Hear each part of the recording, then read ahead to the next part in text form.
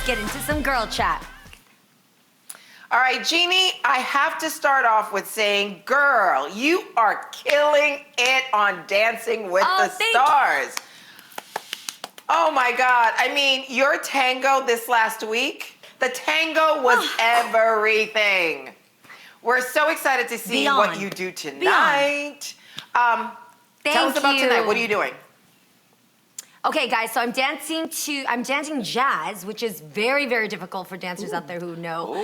And I'm dancing to a song that my mom and I used to perform together in weddings. It's a really special song. You guys will love it.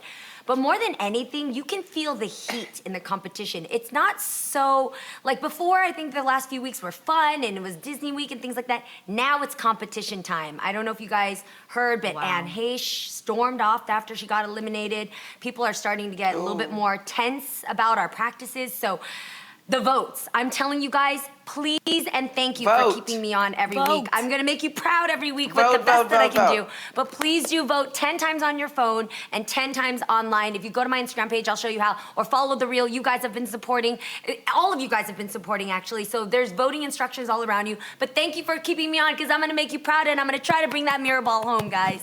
Break a leg. You're already making us proud. To 21523. Vote Jeannie. You text it to 21523. I haven't memorized it. Yes. Boom. Now, another thing that it's time for right now is, I don't know if you guys heard about this, but coving season. Not cuffing season, coving season, guys. Have you heard of this? No. No. Okay, well, Garcelle, you might be the one to listen up.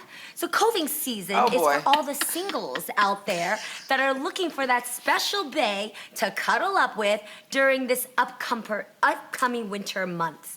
So cuffing season was, you know, when we were cuffing when it got cold, but now, because it's a pandemic, we're coving season. So people are more conscious of who they are cuddling up with, who they want to quarantine with, and who are they willing to spend time with during this pandemic. So ladies, who do you think you want to covey up with? Obviously, we know for us three taken ladies. So the question goes to Garcelle. Who are you willing to coving up with right now, Garcelle? Yeah, come on, Garcelle. I'm not willing to coving.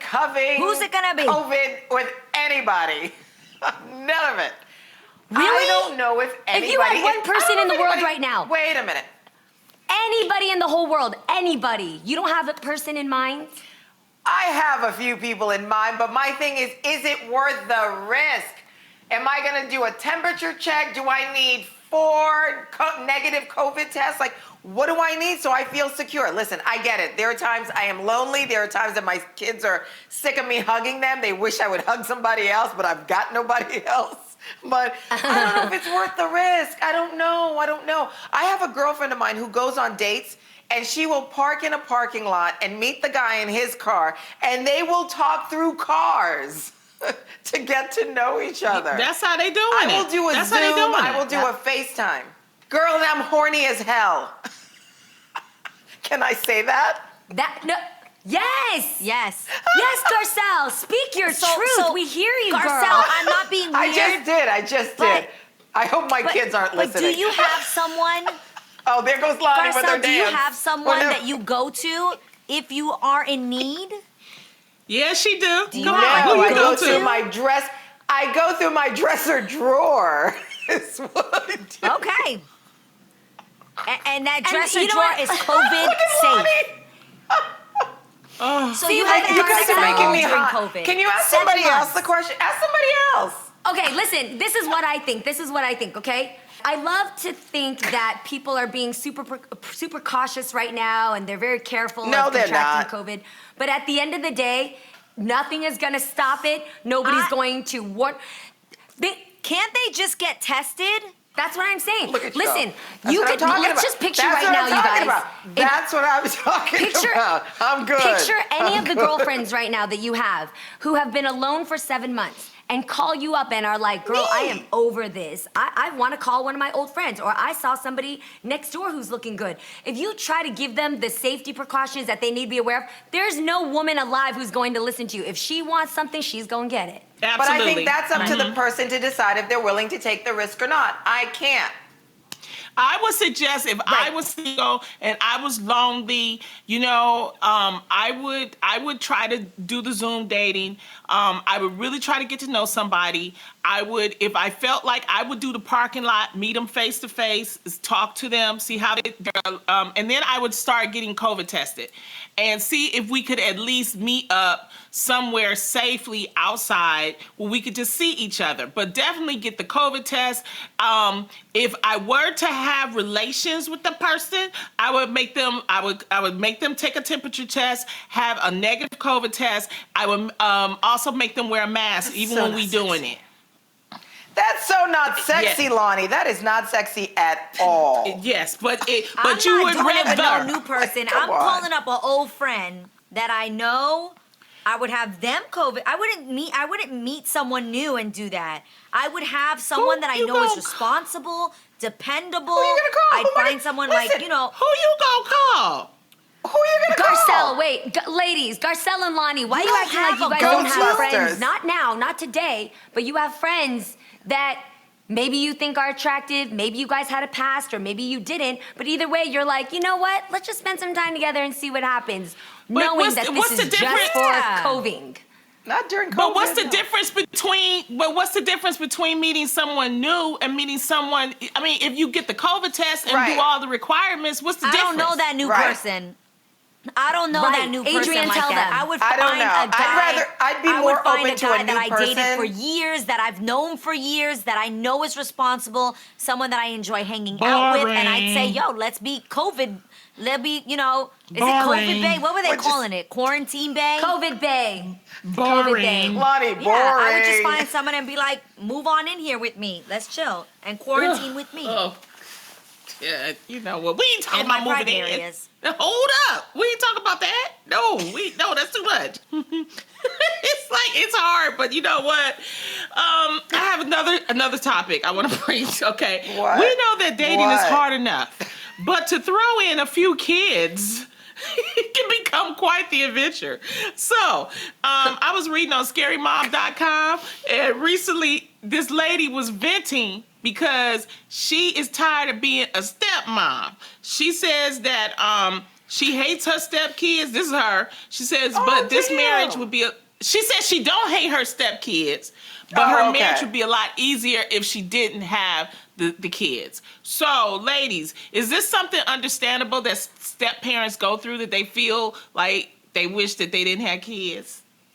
Stepmamas I don't out know there? if that's I a could see- cool statement to say, because when you date somebody who has kids, that's one of the first priorities that you should be checking out, besides if this person is a good partner for you. You should be also checking out their kids, because you know when you marry him or when you get with him, you get with his family.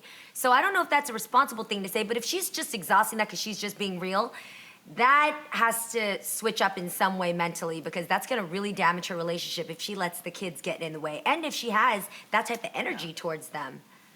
They don't deserve that. I think anytime you come into a relationship where there's kids, the kids always want their original parents together, right? They want their parents together. I think that's always the goal for them. So having somebody new come into the relationship takes time. And are you coming in as a parent, another parent? Are you coming in as a friend?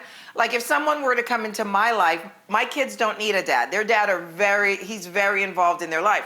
So they would need more of a friend. But it's hard to come in to a relationship where the dynamic's already set and the kid's resentful. Do they feel like you took that parent away? There's so many layers to us being a step parent or having step kids that I'm glad that this woman actually said how she feels, because so many times everybody paints a rosy picture, but it's not always rosy. So you just have to tiptoe, make sure the kids trust you, they like you, you're more of a friend than a parent, but eventually you're gonna have to discipline, and I think that's where it gets really tough. Yeah. I know for Adrian, I Much? remember you really took time to build a relationship. How did that work for you, and how is it now? Yeah. I agree with both of you. I think, like Garcelle said, it can be difficult, and not every situation is perfect. I really had a great example being raised in a blended family where both of my parents remarried when I was 13 that years helps. old. And we really came together as a family. Until this day, we vacation together. I mean, it's an extreme version of co-parenting and blended family, but I got the best example of that. So I think I went into it with a different mindset, being a child that has two amazing step parents. So those are my two dads. They hang out together. My dad celebrates his birthday, which is July 4th, in my mom's backyard every year. So I really have been blessed with that situation. What I am going to say to this mother, to this stepmom, is you have to realize that when you marry someone that has children, if you love them, those children are an extension of that man. And so when you really, really love someone, you love the people they love, even when it's difficult, I swear. And you not only love them, but I would never say anything like this out loud because I understand you're expressing your feelings, but if I was that husband and I heard her talking like this, that for me would be a problem. Like if someone talked about my children that way, that would be a problem to me. I would be like, you knew what you got into. What if the kids are bad? What if they're bad? What if the kids are bad? What if they're sometimes acting out all the time? The day you have kids, your kids might be bad. No, but yes, but Adrian, in this situation, what if those step-kids? Yes, no, we're not talking about that. What if you are doing everything you can, and those step-kids and the kids are just bad. And specifically trying to target you to ruin your guys' relationship? That's what she's saying.